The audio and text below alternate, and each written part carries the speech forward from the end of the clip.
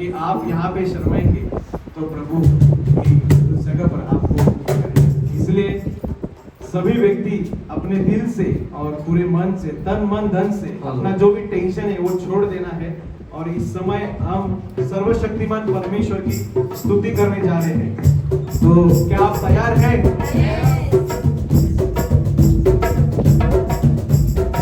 सभी नाचेंगे जगह पे।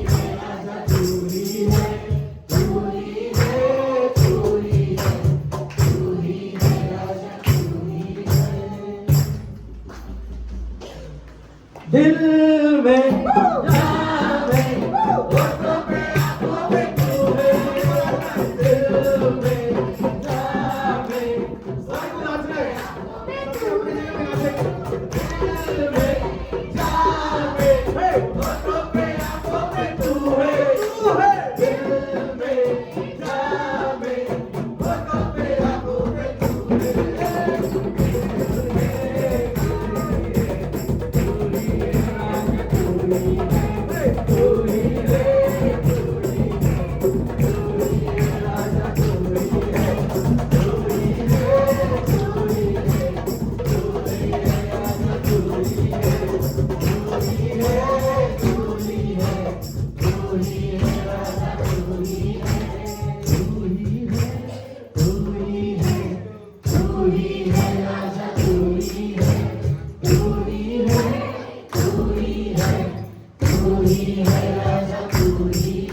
Hallelujah! Hallelujah!